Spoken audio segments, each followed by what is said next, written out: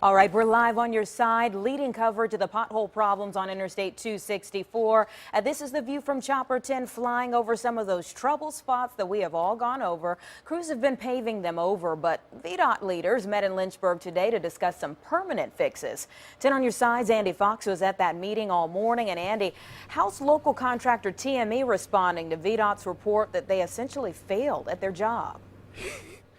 It's probably going to end up in court. As we first reported, TME wants over $1 million from VDOT for overtime for fixing potholes that VDOT says they should have been fixing anyway. It's just a crazy story, and we have this response from TME responding to the VDOT internal report about how TME messed up.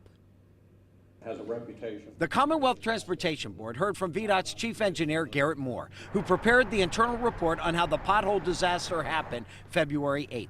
He found TME Enterprises failed to do its job, like sealing repaired potholes. And when that isn't sealed, once it starts to break, it isn't sealed as well as it could be. That will accelerate what happens. So that's very important.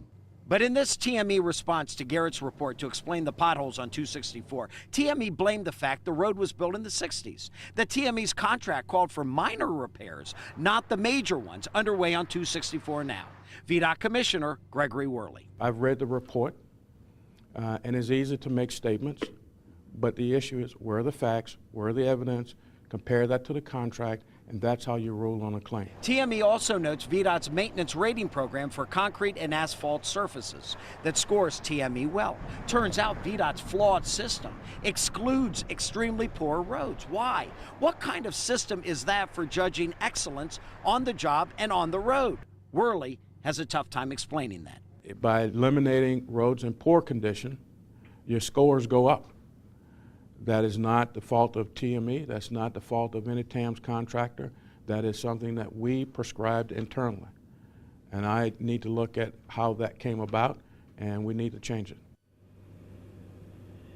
And TME is also using VDOT's words against them. In this note that they sent out, this response, they said VDOT publicly stated in 2010 that I-264 was so far gone that it practically needs to be rebuilt.